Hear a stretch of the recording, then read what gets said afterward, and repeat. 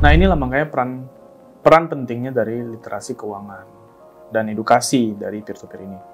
Bahwa ada risiko sebenarnya dalam melakukan pinjaman ke peer-to-peer. Kalau di peer-to-peer legal itu sebenarnya kemungkinannya nggak mungkin terjadi. Kenapa? Karena proses dari customer journey para borrower di peer-to-peer legal itu sangat diatur oleh OJK, bahwa proses pendanaan dari pengajuan pinjaman pun sebenarnya juga harus dilakukan proses tanda tangan terlebih dahulu. Tanda tangan ini maksudnya tanda tangan agreement-nya ya, karena di setiap pengajuan pinjaman itu ada agreement-nya, ada perjanjiannya. Nah, jika sudah melakukan tanda tangan perjanjian, baru peer-to-peer bisa melakukan pencairan dana. Dan ini yang sebenarnya yang mungkin borrower, para masyarakat belum pahami. Dengan mengajukan pinjaman kepada peer-to-peer yang ilegal, ini banyak banget peraturan-peraturan yang tidak diatur sama OJK.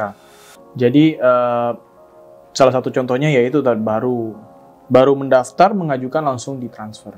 Padahal itu belum tentu, di saat pengajuan pun belum tentu sebenarnya borrower ini atau masyarakat ini sebenarnya pengen melakukan pinjaman. Mungkin dia bisa saja mau lihat, mau tes kan, tapi kan belum tentu.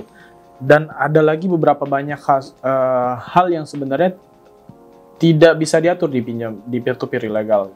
Contohnya adalah akses ke kontak. Jadi dalam proses pengajuan pinjaman di peer-to-peer legal, kita itu dibatasi untuk mengakses informasi dari borrower. Dan kalau bisa dilihat, kalau teman-teman bisa melihat ke POJK 10, itu kita cuma boleh mengakses, ini peer-to-peer legal ya, kamera, location, sama mikrofon. Jadi kita pun tidak boleh melakukan pengaksesan kepada kontak tanpa seizin dari borrower. Dan yang untuk emergency kontak pun yang kita terima, yang kita wajibkan di proses pengajuan pinjaman, itu pun adalah emergency kontak yang borrowernya melakukan pengisian.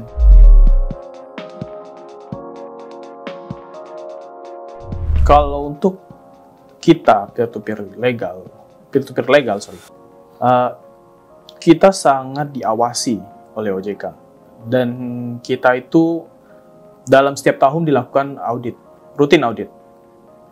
Ini adalah salah satu kegiatan OJK sebagai regulator untuk menjamin bahwa data pengguna itu aman. Kenapa? Karena banyak aturan yang diberikan oleh OJK dalam hal perlindungan data pribadi. Salah satu contohnya adalah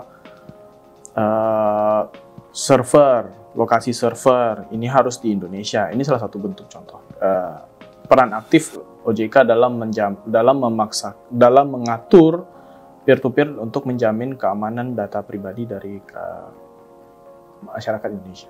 Dan terkait kegiatan audit dari OJK pun sebenarnya peer-to-peer legal jika terbukti melakukan penyebaran data ataupun mengakses data tanpa sepengetahuan dari borrower, itu bisa dikenakan sanksi oleh OJK.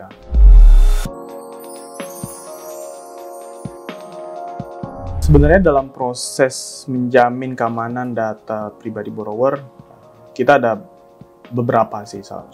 Contohnya satu, adanya peran aktif dari OJK selaku regulator kita dalam melakukan kegiatan audit ya, annually sebenarnya setiap tahun. Nah, proses ini pun dalam hal memastikan, salah satu partnya adalah memastikan data masyarakat nasabah ini aman, benar-benar dipegang sama perusahaan. Terus yang kedua adalah kita punya kewajiban juga untuk tiap tahun memaintain sertifikasi kita di ISO 2701. ISO 2701 ini sebenarnya adalah ISO terkait keamanan sistem informasi, dan ini pun tiap tahun kita melakukan audit untuk memastikan bahwa semua standar prosedur yang sudah kita punya dalam menjamin proses keamanan sistem informasi kita ini berjalan.